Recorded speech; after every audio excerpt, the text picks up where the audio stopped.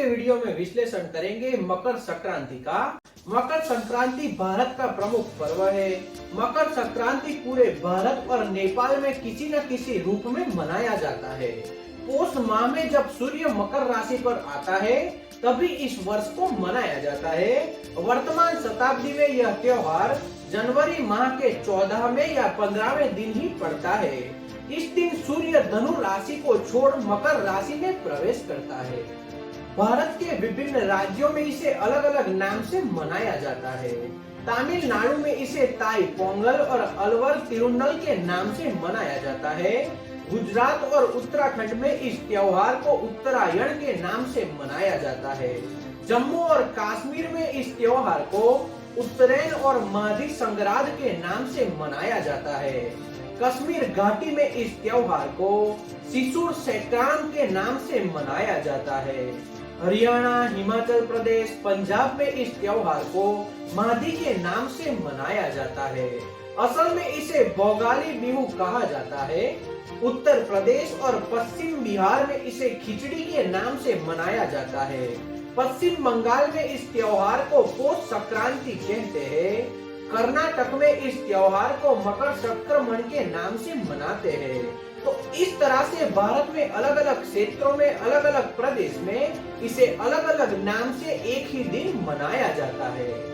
अब हम मकर संक्रांति को भारत के बाहर कौन से देश में किस नाम से मनाया जाता है यह जानते हैं।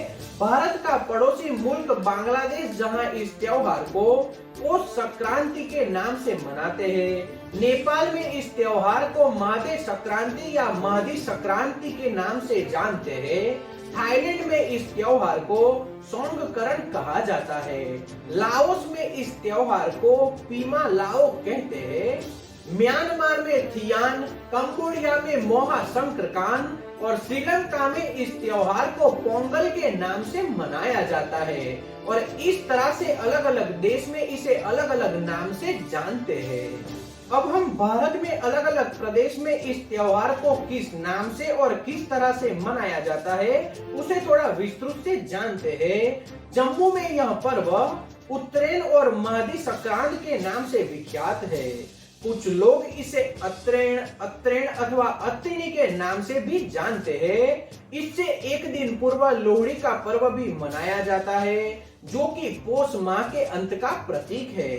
मकर संक्रांति के दिन माघ मास का आरंभ माना जाता है, इसलिए इसको माघी संक्रांत भी कहा जाता है।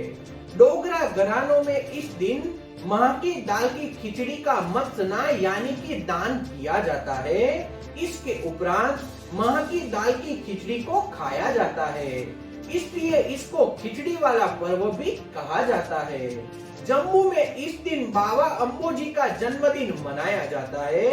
उधमपुर की देविका नदी की तट पर, हीरानगर के गढ़वाल के और जम्मू के अन्य पवित्र स्थानों पर जैसे कि पूर्व मंडल और उत्तर वैदेही पर इसके मेले लगते हैं। भद्रवाह के बासुकी मंदिर की प्रतिमा को इस दिन द्रुत से ढका जाता है। अब उत्तर प्रदेश के विषय में जानते हैं। उत्तर प्रदेश में यह मुख्य रूप से दान का पर्व है। प्रयागराज में गंगा, यमुना व सरस्वती के संगम पर प्रत्येक वर्ष एक माह तक माघ मेला लगता है, जिसे माघ मेले के नाम से जाना जाता है। 14 जनवरी से ही प्रयागराज में हर साल माघ मेले की शुरुआत होती है। 14 दिसंबर से 14 जनवरी तक का समय हर मास के नाम से जाना जाता है। एक समय था जब उत्तर भारत में 14 दिसंबर से 14 जनवरी तक पूरे एक महीने किसी भी अच्छे काम को अंजाम नहीं दिया जाता था, यानी शादी ब्याह या कुछ भी अच्छा कार्य नहीं किए जाते थे। परंतु अब समय के साथ लोग बदल गए हैं। परंतु फिर भी ऐसा विश्वास है कि 14 जनवरी यानी मकर संक्रांति से पृथ्वी पर अच्छे दिनों की शुरुआत होती है। माघ मेले का पहला स्नान मकर संक्रांति से शुरू होकर शिवरात्रि के आखिरी स्नान तक चलता है। संक्रांति के दिन स्नान के बाद दान देने की भी परंपरा है। बागेश्वर में बड़ा मेला होता है। वैसे गंगा स्नान रामेश्वरम, चित्रशिला व अन्य स्थानों में भी होता है। इस दिन गंगा स्नान करके तिल के मिष्ठान आदि ब्राह्मण व पूज्य व्यक्तियों को दान में दिए जाते हैं। इस पर्व पर क्षेत्र में गंगा एवं रामगंगा घाट पर बड़े बड़े मेले लगते हैं और पूरे उत्तर प्रदेश में इस व्रत को खिचड़ी के नाम से भी जाना जाता है और इस दिन खिचड़ी खाने एवं खिचड़ी दान देने में उसका अत्यधिक महत्व है। अब बिहार के विषय में जानते हैं। बिहार में मकर संक्रांति को खिचड़ी नाम से जाना जाता है। इस दिन उड़द, चावल, तिल, चिवड़ा, गौ, स्वर्ण, ऊन, वस्त्र, कंबल आदि दान करने का अपना महत्व है और इस तरह से बिहार में इस त्योहार को मनाया जाता है। अब महाराष्ट्र के विषय में जानते हैं। महाराष्ट्र में इस दिन सभी विवाहित महिलाएं अपनी पहली संक्रांति पर कपास, तेल व नमक आदि चीजें अन्य सुहागिन महिलाओं को दान करती है। तिल, गुड़ नामक हलवे के बांटने की प्रथा भी यहाँ पर देखी जाती है।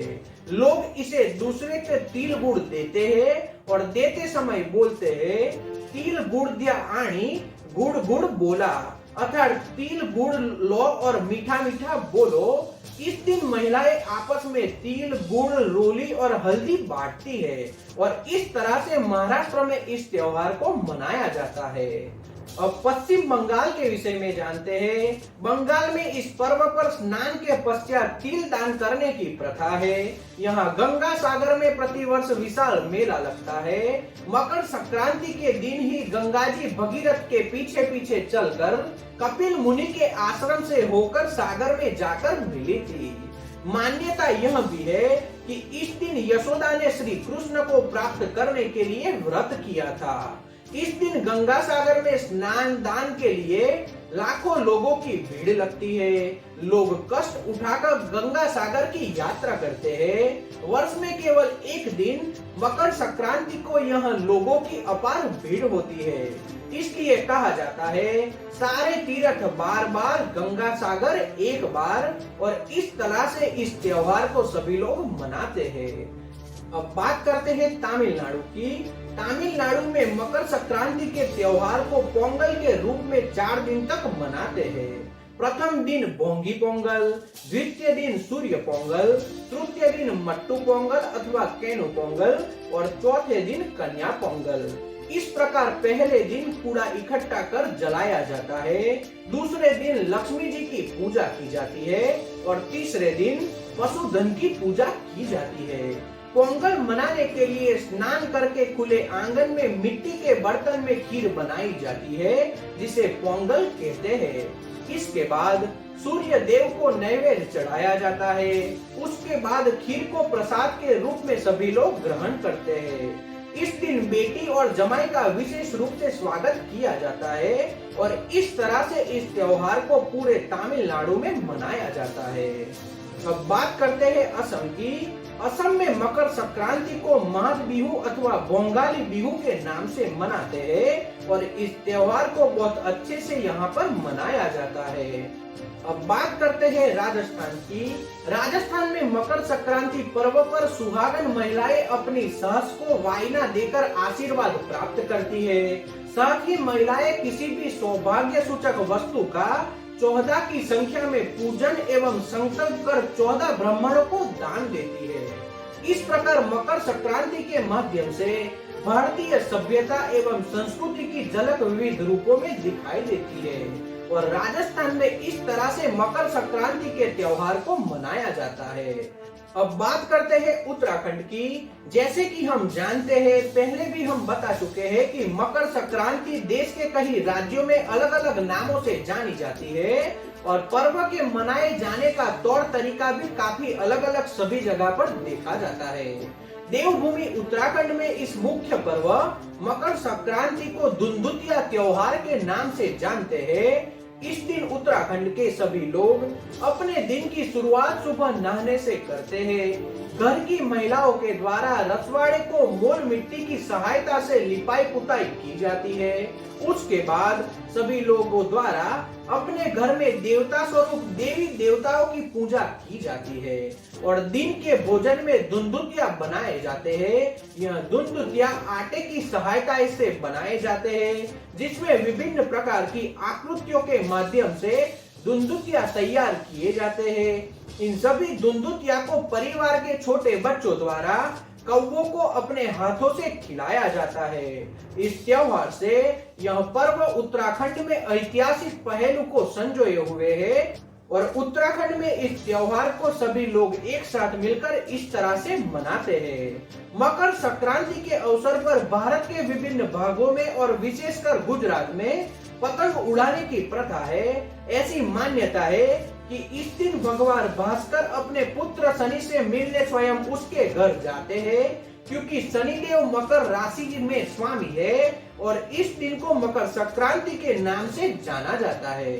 मकर संक्रांति के दिन ही गंगा जी भगीरथ के पीछे पीछे चलकर कपिल मुनि के आश्रम से होते हुए सागर में जाकर मिली थी। अन्य त्योहार की तरह लोग अब इस त्योहार पर छोटे छोटे मोबाइल संदेश एक दूसरे को भेजते हैं। इसके अलावा सुंदर व आकर्षक बधाई कार्ड भेजकर इस परंपरागत पर्व को और अधिक प्रभावी बनाने का प्रयास सभी भारतवासियों के द्वारा किया जाता है। और इसी तरह से भारत में अलग अलग प्रदेश में लोग मकर संक्रांति को बहुत उत्साह के साथ मनाते हैं। तो आज का हमारा विश्लेषण हम यहाँ पर खत्म करते हैं। और यदि आपको यह विश्लेषण पसंद आया हो तो वीडियो को लाइक और शेयर करना और चैनल को सब्सक्राइब कर लेना।